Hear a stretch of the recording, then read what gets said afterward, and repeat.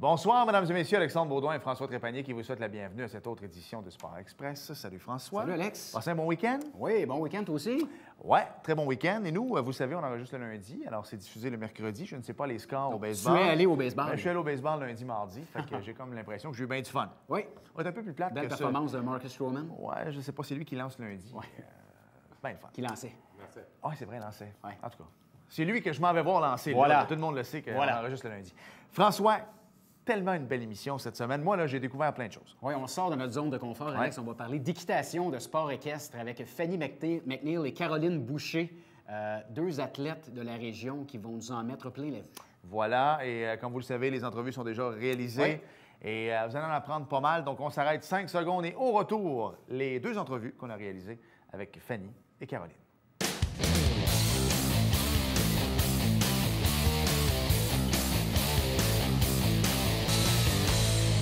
Cette semaine à Sport Express, et souvent on aime ça, se sortir de notre zone de confort, mon cher François. Aujourd'hui, on sort. Et des fois, c'est des sports qu'on connaît plus ou moins, mais qu'on a déjà essayé. Ben oui. Mais là, dans ce cas-ci, j'ai même jamais monté un poney.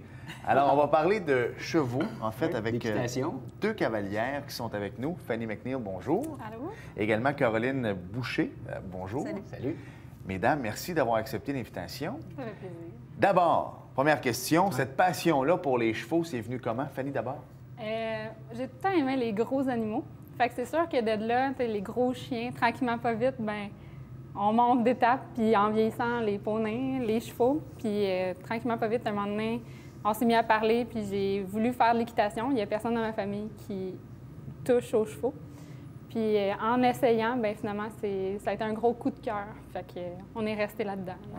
Caroline, de ton côté, ça a commencé comment? Là, tu es rendu que tu es une propre propriétaire d'un ranch à Saint-Philippe-de-la-Prairie. Ça a commencé comment, l'aventure? Depuis toujours, j'ai aimé les chevaux. Le premier mot que j'ai pu dire, le premier cadeau que j'ai pu demander, ça a toujours été... cheval. Cheval. Fait que mes parents, c'est sûr, à ce moment-là, il y avait plus des Harley-Davidson puis des chars-sports. Fait qu'ils me regardaient. Mais c'est ça. Fait que à 7 ans, j'ai commencé à prendre des cours d'équitation. Puis ensuite, ça a déboulé. J'ai eu mon premier cheval à 10 ans ou 11 ans. Puis j'ai jamais arrêté. À 12 ans, j'ai commencé la compétition. Puis... Là, tu en entraînes beaucoup. On va en parler en deuxième partie d'émission. Oui.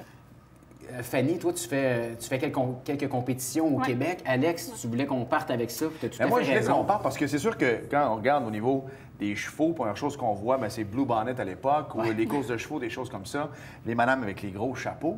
Et moi, je me disais, je veux briser le tabou. C'est-tu bien cher, pratiquer ce sport-là? Bien, c'est sûr que, comme Caroline, elle a sa version de quand tu es propriétaire d'une place, mais en tant que propriétaire d'un cheval, comme on a mentionné quand on parlait en dehors, c'est sûr que c'est comme les voitures. T'sais, on peut acheter, si on parle juste du prix du cheval, tu as des Tercel, des Ferrari, bien c'est sûr que tu peux acheter un cheval à 500 $, comme tu peux en acheter un à 60 000, 100 000, il n'y a pas de fin pour ça, en montant. Tout dépendant le niveau d'entraînement, le bridage, dans le fond, la lignée avec les parents et tout.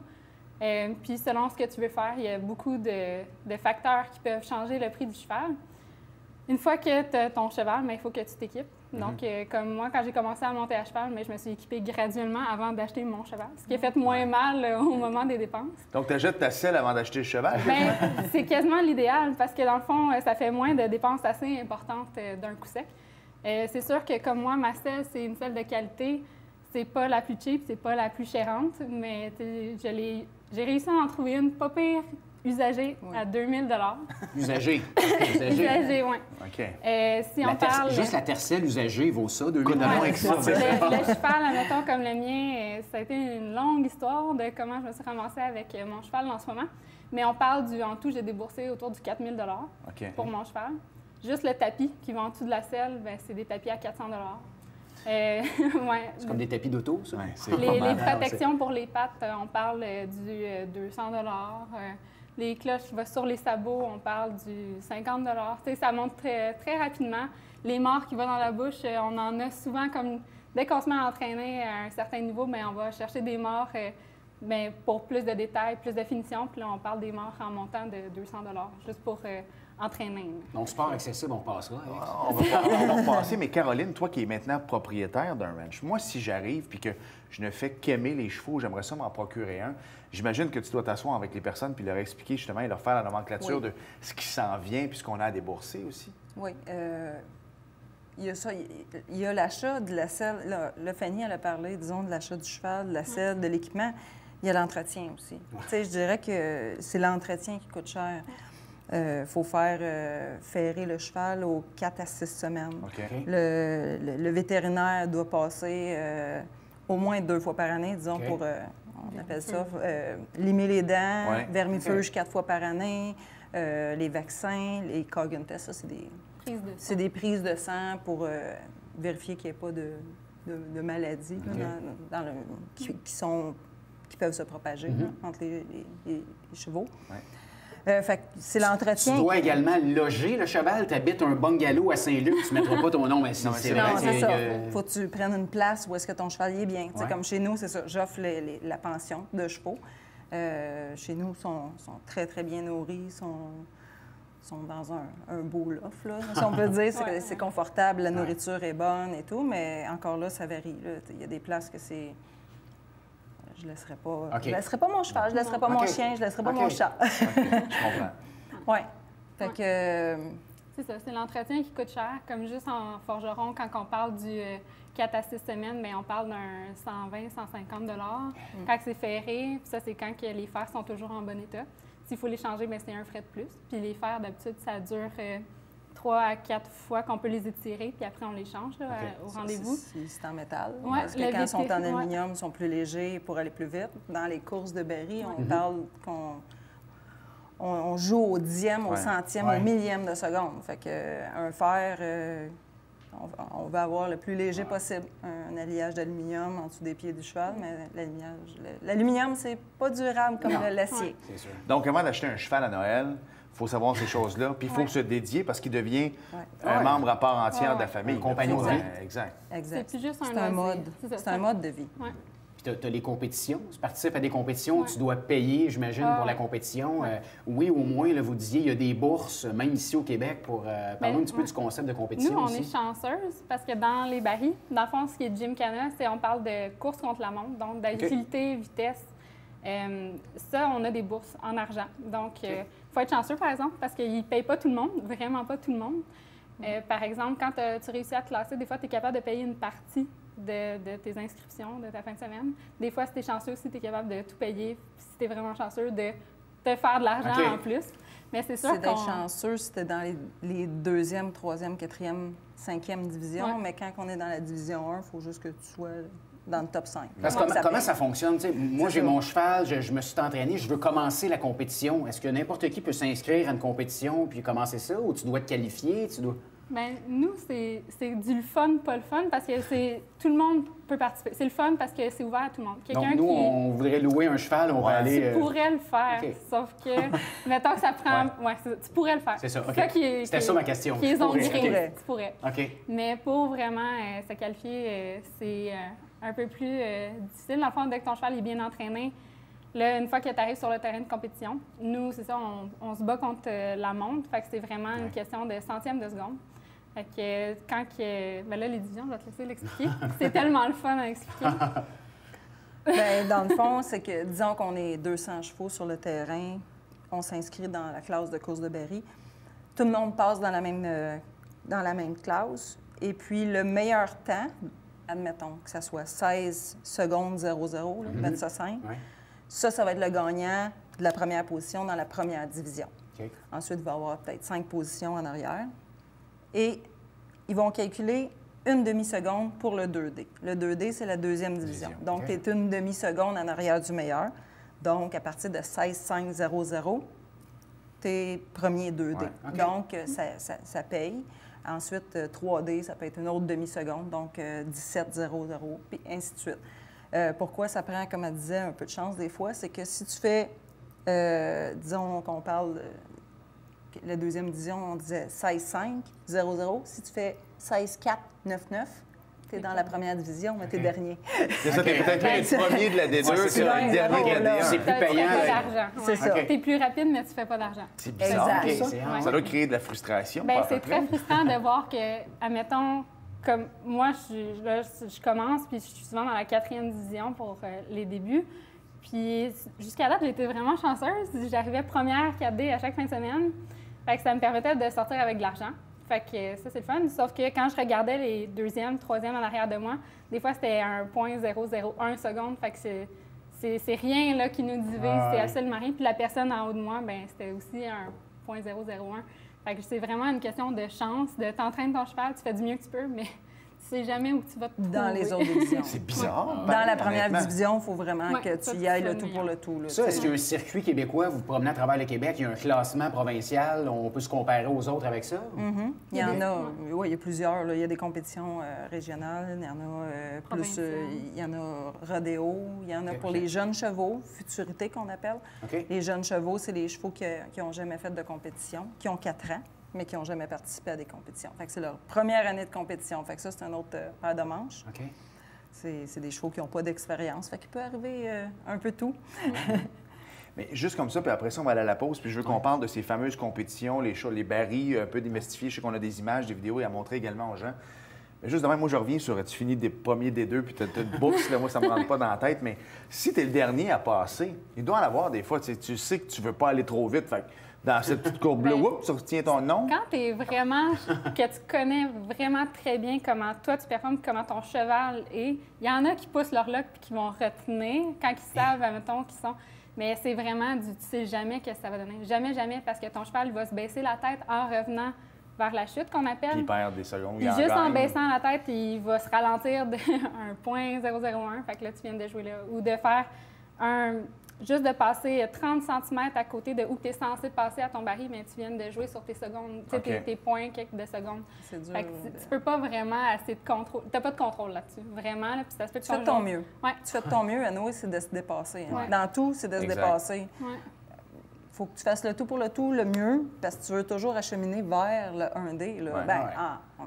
en temps normal. C'est mais l'objectif. Ouais. C'est l'objectif. Bien, il y en a qui sont que c'est correct et ils font ça pour le fun, puis c'est correct aussi, là, je le respecte beaucoup. Mais c'est juste que ce que je trouve drôle, c'est que, par exemple, Fanny, qui, en ce moment, finit première des 4, puis elle sort avec un chèque, puis elle va s'améliorer parce que tu vas l'amener meilleure ou son entraîneur va l'amener meilleure. Puis à un moment donné, pendant un an, elle va toujours finir 3 ou 4e D1, puis elle va repartir avec 0. C'est ça le point que je trouve Mais un peu en drôle. même temps, quand tu aimes ça, tu veux juste faire mieux. Tu sais, Ouais. dans le fond, c'est ça l'important Il aussi. faut un peu de l'argent. Puis je pense que c'est ça qui fait beaucoup le cavalier, là, ton attitude vis-à-vis de ça. Il y en a qui veulent tout gagner, puis je pense que c'est pas nécessairement l'attitude.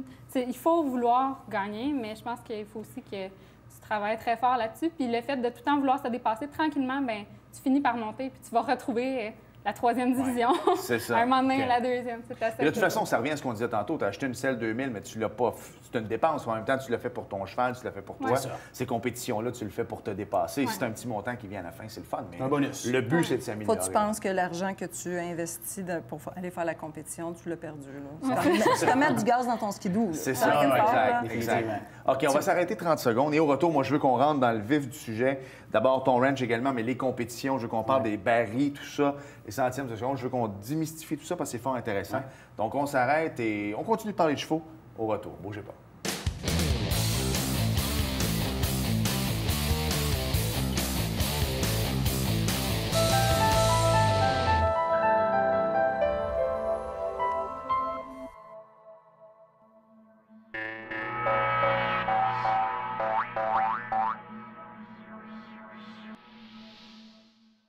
La télévision du Haut-Richelieu, c'est pas juste une télévision locale, c'est une télévision axée sur tes passions. T'es un passionné de sport, tu joues, tu coaches. Sport Express, c'est ta référence ici, chez toi. Tu t'impliques dans ton quartier, t'es un passionné d'art, de culture, de politique. ériclatour.com, c'est la meilleure façon de rester branché dans ta communauté. Puis t'aimes ça jouer au bingo? Ben, le dimanche matin, 9h30, 4000 $ en prix t'attendent. La télévision du Haut-Richelieu, c'est ta télévision.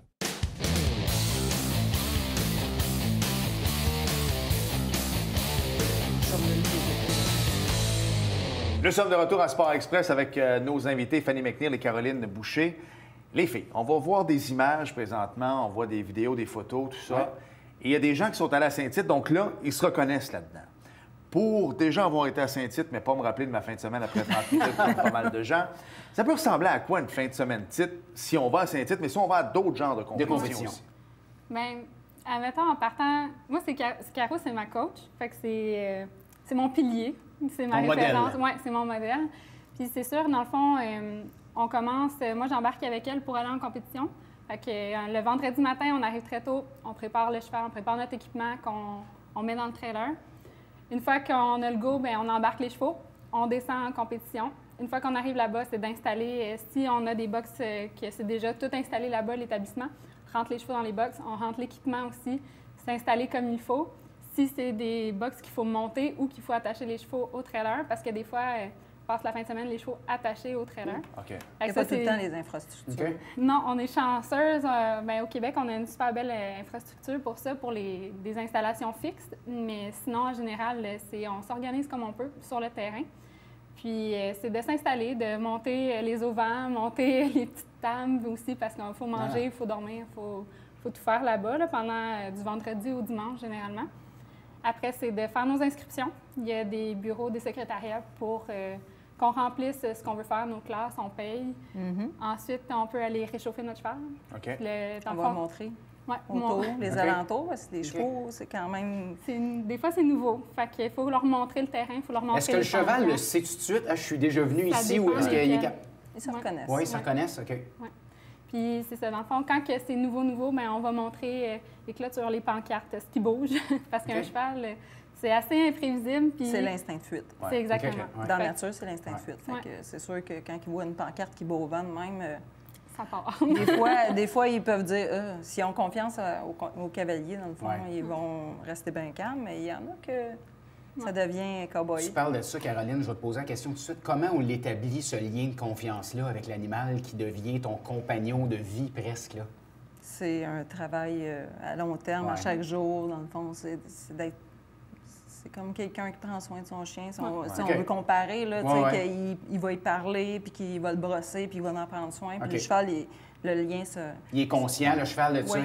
Comme le chien va être conscient de son maître. Oui. Ils sont très réceptifs aux énergies, les chevaux. Fait autant négatives que positives. Négatives comme positives. Si le cavalier embarque puis il a peur de quelque chose, il va se dire, « Oh, attends, il y a quelque chose qui se passe, là, il est nerveux, fait que je dois-tu être nerveux. » Fait que toi, en tant que cavalier, c'est que même si tu es nerveux, il faut que ton corps soit relax puis tu fasses OK, l'énergie que je suis en train de transmettre est cool. OK, exact. Parce que ça reste, tu l'as dit, des animaux sauvages. On ne sait jamais comment ils peuvent réagir. C'est très primitif pour les instincts. Mais par exemple, c'est comme tout dépendant d'où tu pars avec ton cheval, bien, c'est l'entraînement, c'est le temps, l'amour que tu vas lui porter, l'entretien, si tu lui donnes tous ses soins.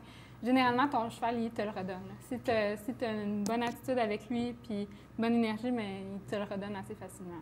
Avant de parler des compétitions et de ce qu'on peut retrouver dans ces fameux week-ends-là, est-ce que toi, ton cheval, c'est devenu un membre de la famille et tu l'aimes même plus même que ton propre chien ou chat des fois? Non, mais ce que je veux dire, c'est que ton chum, que tu t'attaches à ces bêtes-là. Mais c'est comme une drôle de relation parce que ça, j'ai un chien, j'ai un cheval, j'ai un chum. C'est comme tout dans une zone qui est toute rattachée ensemble émotionnellement. Tout est différent, mais ton cheval... Tu pars de chez toi, tu te changes pour y aller, tu y vas. Tu te fais des amis là-bas. On est vraiment une famille qui partage la même passion. Puis déjà là, c'est énorme. Le temps qu'on peut passer à juste être arrêté puis jaser. Puis... Tu fais des rêves, puis on poursuit nos rêves. Puis toi, au-delà, toi, t'en as un, mais toi, t'en as plusieurs parce que tu les aimes. Autour de 38. Bon. Autour de 38, ça doit être 38. Tu t'attaches encore plus. Tu sais, je veux dire, quand tu as une famille plus nombreuse, des fois, il y a plus de chances qu'il y ait des accidents. Là, t'en as 38, donc ça ne doit pas toujours être évident à gérer aussi.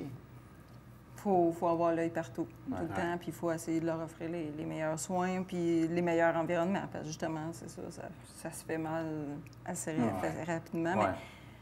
Mais il n'y a rien qui équivaut quand tu rentres dans l'écurie. Tu sais, là, on a parlé des dépenses et tout, là, mais d'avoir un sport que l'animal te redonne, c'est incroyable. Moi, en tout cas, je peux passer la journée...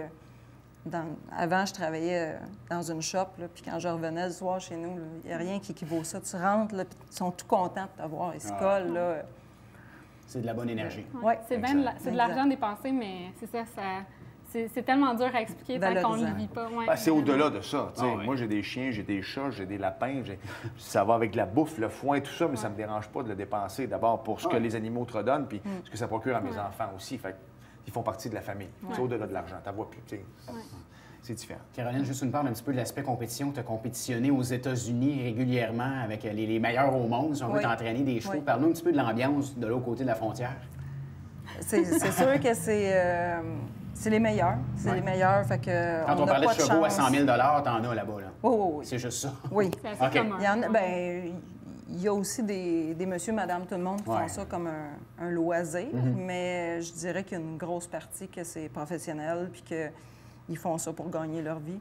Fait que, tu sais, c'est ça. Quand on allait dans les compétitions là-bas, je dirais qu'au Québec, on n'est pas en retard. Les très bons au Québec ne sont pas en retard sur les États-Unis, sauf que, disons, si on va dans une fin de semaine qu'il y a 200 chevaux au Québec, il y en a peut-être 10 qu'on va se douter qu'ils vont peut-être avoir des chances de gagner. On sait que dans ces 10-là, c'est pas mal eux autres qui vont sûrement gagner. Tandis qu'aux États, bien, 180 sur 200. Bien, comme disons, au championnat du monde, on était 440 là, dans la futurité. Là, puis, bon, je dirais qu'il y en avait 320 qui pouvaient gagner. Tu peux pas prévoir. Non, il faut que tu fasses le meilleur. Puis c'est ça, disons, comme j'ai fait le The American, la qualification de The American, on était 127 compétiteurs. Puis entre la première et la dernière position, à part ceux qui ont jeté des barils à terre, parce que quand on jette des barils à terre, c'est 5 secondes de pénalité. Mais tous ceux qui avaient laissé les barils debout, ça se jouait dans 4 dixièmes de seconde. On parle de 127, si je me rappelle bien, Ryder, qui était dans 4-5 dixièmes de seconde. On était tous dans ce tas-là. Fait qu'on parle d'un cheval qui s'enferme, j'étais plus dedans. Tu sais, il fait un faux move, il glisse juste un peu. La moindre petite erreur, t'as pas une chance. En fait, ça prend des fins de semaine parfaites, en réalité, parce que sur le nombre de compétiteurs que vous êtes, la moindre erreur, c'est terminé. Dans cette fin de semaine. C'est moi où tu parlais tantôt, quand tu vas aux États-Unis, c'est beaucoup plus gros. Il me semble que dans les années 80, les chevaux au Québec, c'était plus populaire. Peut-être à cause de Blue Bonnets puis les courses de chevaux comme telles. Mais ça se porte comment, l'univers du cheval au Québec? Dans les courses sous harnais, qu'est-ce qu'on parle? Blue Bonnet, c'était des courses sous harnais. C'est presque tout mort au Québec. C'est pas mon créneau, là, mais je sais que, comme à Toronto, il y a encore des tracks de trotteurs. On appelle ça des trotteurs et des ambleurs. Au Québec, il n'y en a plus. Par contre, dans la course de Barry, si je vais dans le créneau, ça l'a grossi. Mais, tu sais, tantôt, on parlait des divisions.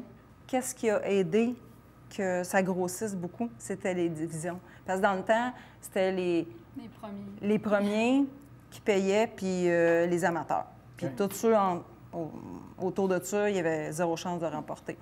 Là, depuis qu'ils ont mis les divisions, le sport a grossi beaucoup. Ça laisse des chances à tout le monde de pouvoir apporter un peu, parce que fait que, tu sais, on parlait que c'était les divisions, c'est ça. Ça donne une chance à tout le monde de pouvoir apporter un petit peu d'argent, fait que c'est pas... ça compte. C'est le fun d'y aller en sachant que tu as une chance aussi. Et non, tu sais, comme quand tu... C'est perdu d'avance, dans le fond. Mais c'est vraiment... puis tu te confrontes vraiment aux meilleurs, puis quand tu n'es pas dans les meilleurs, mais des fois, c'est décourageant de se dire, mais ça marche pas. Mais là, au moins, je me dis, ben j'ai ma classe aussi, que je suis capable de gagner aussi. Puis, c'est ce qui fait que tu vas perdurer aussi, puis qu'un jour, tu vas arriver des 1. Parce que c'est vrai que dans le fond, si tu y vas, puis tu finis toujours dernière, puis tu n'as rien en retour, tu vas peut-être lâcher. Mais là, je suis allé chercher un petit prix-là. Tu vas, puis tu veux monter de catégorie. Vraiment. Tout à fait. Quand j'étais jeune, disons, quand on était 50 dans une classe, c'était gros. Maintenant, à Sorel, on est souvent 300-400. L'année passée, on a, disons, à RC Show, 300-400. Sorel, 300-400. C'est ça. Ça l'a apporté un engouement à cause qu'il y a quand même une chance de pouvoir... Puis tu te mesures au meilleur. Tu es dans la même classe, tu es meilleur. Fait que tu peux te comparer des pommes avec des pommes. Claude, le caméraman, fait signe qu'il n'y a plus de temps, mais on va quand même prendre une dernière minute pour que tu nous parles un petit peu du ranch Rebelle, qui est ton ranch à Saint-Philippe-de-la-Prairie, qui n'est pas trop loin d'ici, du Haut-Richelieu. Quelqu'un qui aimerait commencer l'équitation, la place idéale? Oui. On a des bons chevaux, des chevaux d'expérience. Ça, c'est super important. C'est pas des chevaux qui sont achetés puis revendus. C'est des chevaux avec qui on travaille depuis des années. On peut aller essayer chez vous, quelqu'un Oui, qui veut... il y a des cours d'équitation OK. pour monsieur, madame, tout le monde Ouais. peut venir. On a des chevaux qui sont... on a des bonnes vieilles Honda Civic, comme on dit. OK. Là, tu sais, des Fiables. chevaux fiables. Si on là. assoit ma fille de 10 ans là-dessus, ce ne sera pas la première fois, Non, par c'est exemple. ça. Non, c'est ça. Puis T'es habitué. nos instructeurs sont certifiés.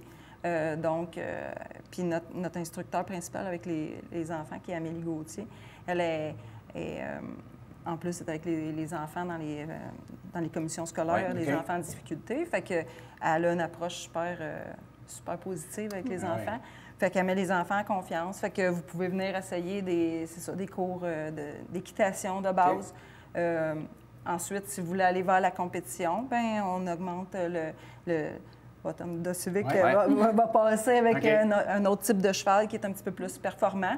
Puis on peut aller vers la compétition. Puis moi, ben chez nous, j'offre le transport, le coaching, La pension du cheval. la également, pension. Je vais aider les gens à se trouver des chevaux à leur calibre parce OK.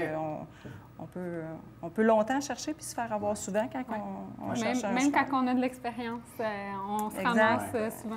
On voit les coordonnées en bas de l'écran. Ouais. Si les gens veulent te rejoindre, les coordonnées sont là. Les filles, merci beaucoup Ça fait plaisir. d'être passées à l'émission. Ça nous a fait... Découvrir un nouveau Ouais, sport. Vraiment, de parler de C'est le d'autres fun. choses que de Quand hockey, est-ce qu'on de se voit? baseball. J'avoue que mes filles vont voir l'émission, vont dire papa, on va en faire. C'est sûr que ça va s'en aller Ouais, vers là. c'est le fun. Mais c'est bien le fun, parce que moi, je connaissais rien là-dedans. Non, moi non plus. Puis, à part les bonnes vieilles courses sous harnais où je regardais ça, mais que dans le fond, ça m'intéressait plus ou moins. Mais ça, des compétitions comme ça, des tonneaux, les secondes, je trouve ça fort intéressant. Ouais. Merci, les les filles. Calcutta, il aurait vraiment aimé ça aussi. Ouais. On en parlera peut-être une autre fois. Ouais. Je pense qu'on aura encore du sujet. Ouais, l'an Ouais. prochain, ils vont pouvoir revenir. Ouais. Merci beaucoup, les Merci, filles. les Ça fait plaisir. Merci.